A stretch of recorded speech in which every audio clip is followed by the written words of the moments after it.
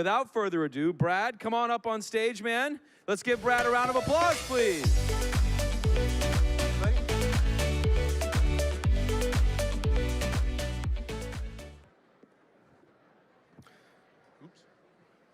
Well, good afternoon, everyone. Thanks for sticking around and learning a little bit more about Urban-gro.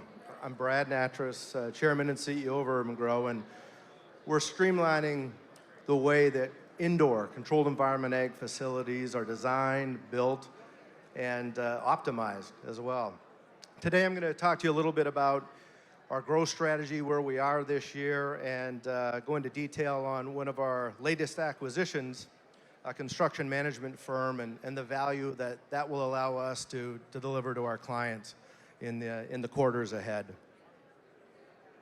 Urban-gro is a horticulture services company that also integrates environmental equipment systems into indoor controlled environment ag facilities around the world.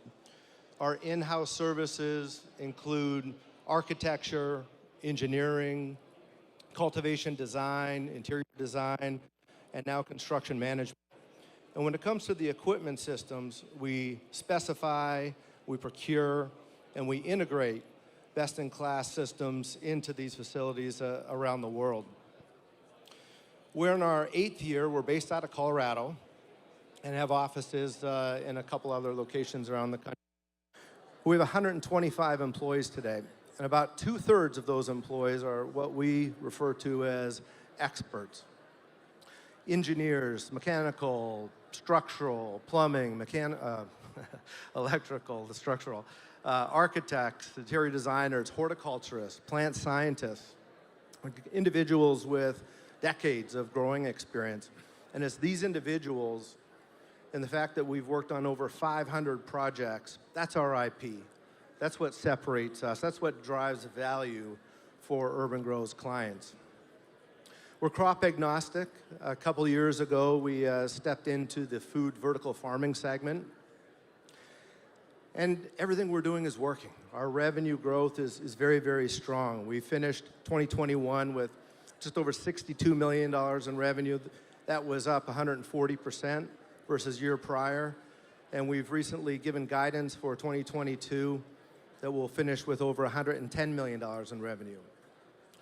Proud that we've been positive adjusted EBITDA, had positive adjusted EBITDA for 6 quarters in a row, ending in 2021, and I'm confident we'll continue in 2022. Positive adjusted EBITDA for 2021 was $2.7 million, and we've given guidance this year that we will surpass $5 million in positive adjusted EBITDA for this year. The company's strong. We uplisted to the Nasdaq in February of 2021, and before this uplist and a raise of $62 million, we were long on good intentions, great vision, positive attitude, but always short on working capital. So when we were able to complete the raise, when we were able to uplist to the Nasdaq, everything changed for us. We were able to open our wings and fly and deliver like we always felt we could. It shows in our backlog. At the end of the year, we had over $30 million in backlog that signed contracts that will ship in the following 2 quarters, and that was up about 100%, 110% versus the year prior. We're well capitalized. We entered this year with close to $35 million in cash and no debt. 5 key investor highlights to share. First, strong financial position. It's allowing us to be flexible, pursue growth in multiple countries around the world. Our growth strategy, 3 key pillars. First, access global markets. Second, further penetrate the food-focused vertical farming segment. And then also the continued expansion of services offerings and capabilities for our clients. Capabilities being the third. We had a vision 2 years ago, and the vision was to be an all-in-house service, complete design-build firm. And with the recent acquisition of the construction management firm, we are able to do just that. We're in 2 rapid growth sectors, cannabis and food. And from an experience standpoint, those 80 experts and the 500 projects, that's strength, that's expertise. And we've got a great board behind us, financial experience, M&A experience. And most recently, we added Sonia Lowe to the board. Sonia was CEO of Crop One, and more recently, Ancillary Ag. So we're really utilizing that vision to enter the vertical farming play more aggressively. All of these services on here, and also the equipment solutions, the black circle, this is what we do. And together, going forward, when we design, build the 30 to 75,000 square foot facilities, we provide a single point of responsibility for our clients. It helps them get to market quicker, helps increase communication and efficiency. It's a turnkey approach, but we also do offer these services a la carte as well, or individually. We are engaging our clients typically 14 to 18 months before their facilities are operational. About half of our business is with MSOs, the other half is with single state operators. But the value add of Urban-gro and the design, build, and utilizing that expertise is working closely with the client to help them decide how they want people, products, and plants to flow through their facilities. So in the pre-con stage and cultivation space planning stage, we're looking at how the client wants the facility to operate, not only at startup, but 1 or 2 expansions into the future. Then we bring it back to current state and start the design process. Architecture first, again, all in-house, engineering, both together, culminate with stamped construction documents. We then design the cultivation, the flow of water in the facility.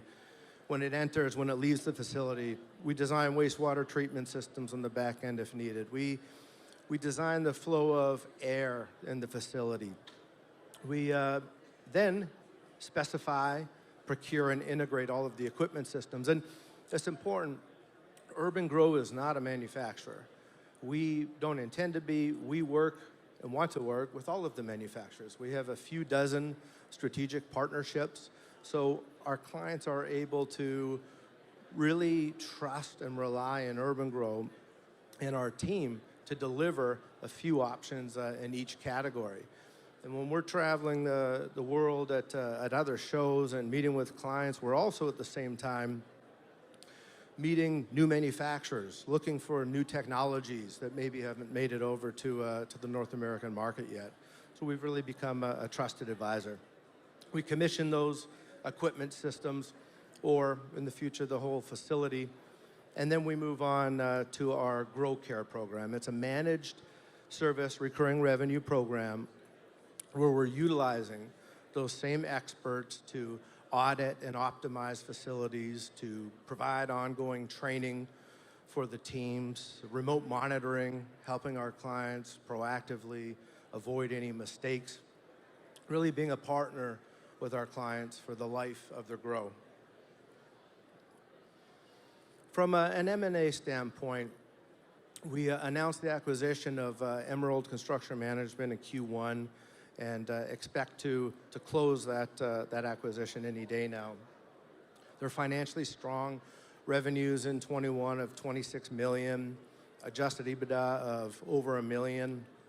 They're a 34-year-old firm. They've got CEA experience. They've got great, phenomenal network of general contractors that they access. And they had reached a point where when they joined the Urban-gro fold, they could expand much more rapidly. So even though they have 22 individuals, we already have 10 job racks out to handle increased demand and the synergies between our companies.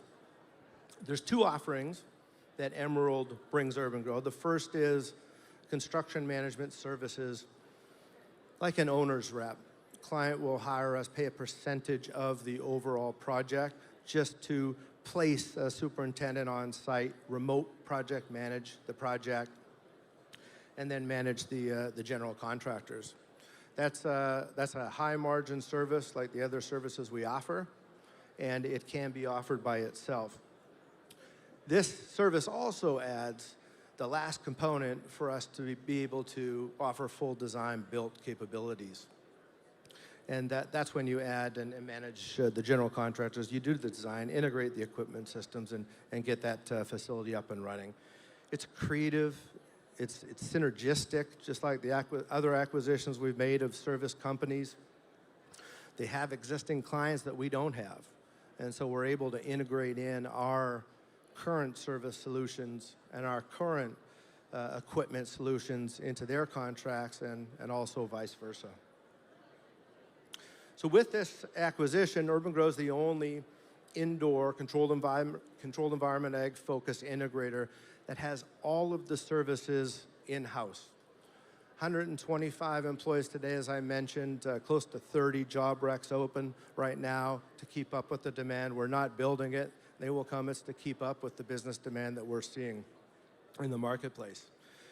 Having all of these services in-house allows us to take a holistic approach to design. It allows us to look at how each of the different equipment systems are operating and communicating with each other, and then design a facility that at startup will have a perfectly controlled environment so our clients can focus on what they do best without the other issues that they could encounter. It's growing plants and growing profits. From a supply chain standpoint, we've had a great impact in these difficult times right now. After the uplisting, we've built a team now of 4 in this area. We're working with dozens of manufacturers around the world, and these strategic partnerships, we're able now to forecast out front.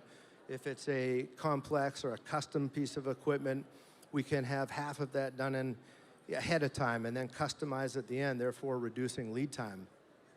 Also with other systems such as mechanical or cooling, the lead time on those systems have increased by about 3 or 4 months. So with Urban-gro, as we're engaged 16, 18 months early, it's no problem. We just start talking about that solution and the variety of manufacturing options a little bit earlier. 2 rapid growth sectors, both growing about tripling in size over a 5-year period, ending in 26 for cannabis, 102 billion, and 17 billion for food-focused vertical farming. As we're making our service-focused acquisitions, we're able to acquire and apply these resources to both sides. So if there's a slowdown on one side, it's all right. We can still have maximum efficiency with our assets and put them in the other side on food. With each of these acquisitions, they also have a non-CEA service component as well that has a high margin services. So we haven't shut those down either. We're taking advantage of strong relationships that these companies have built over the last decades with large names in commercial space, the industrial space and healthcare and education spaces. So for me, it's really important because we can level those peaks and valleys of demand in the different areas and not have any inefficient assets. Our 3 pillars of growth, where we're focused now, where we're executing right now. Global expansion, second, food-focused vertical farming, and finally, continuing to expand our service capabilities through an aggressive M&A plan. With the expansion globally, I'll start in the US. We have operated or are operating in every legalized state in the market, and we're very involved in Canada. And for Urban-gro, we are not exposed to some of the weaker markets at all, so we're not forecasting, the guidance, 80% growth. We felt very comfortable and confident putting that out there. We anticipate there's a tremendous amount of business in the US for many years to come when a new state opens. If we've done our job well, if the team's done their job well, we're already working ahead of time proactively with these clients. And when the market opens, we'll be there to build out the cultivation facilities, the dispensaries, processing facilities, and extraction facilities. But the EMEA region, Europe, Middle East, and Northern Africa, has proven to be an area of the world that has a tremendous demand for our services. Europe's really like where the US was 5 years ago. And with what we've learned with 500 facilities and having the team that we do with 125 plus employees, we can satisfy that demand. We assigned some commercial agent deals or contracts in early 21 before we could start traveling again over to Europe. That really helped get the ball rolling before the pandemic. We then hired a vice president of horticulture who has over a decade of experience in the EMEA region in Q4 last year. We formed Urban-gro Europe in Q4, and we're in the process of hiring a very experienced managing director in the Netherlands, an individual that has decades of horticulture experience that we will build around in the coming quarters. We'll hire the team, and we'll also make strong strategic acquisitions to enter the market efficiently and rapid. Trade show-wise, just like in the US 5 years ago, this is where our clients are showing up. Potential leads are generated at these trade shows. In the last 6 months, we've been in Amsterdam, Germany, Spain, Dubai, Israel, and we've had great results. And at the same time, when we're there at those events, we're looking for new technologies, new manufacturers to bring back to our clients here in North America. One more highlight globally. In Q4 last year, we signed an exclusive arrangement to design build 20 food-focused urban vertical farms for urban health farms in Europe. These $3 to $8 million facilities will be built once Urban Health Farms signs their contracts with end users near hotel chains, food service, retail distribution centers, et cetera. So exciting developments definitely ahead for us in the EMEA region.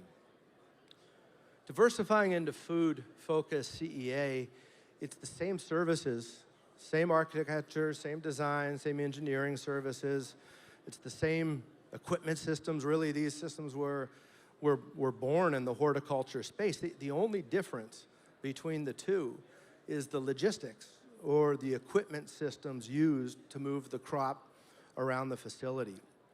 And we're working with a few automation companies on that side, and that's really the only difference between our current cannabis business and the food. We've worked on 20 projects in North America with 10 vertical farming operators over the last year.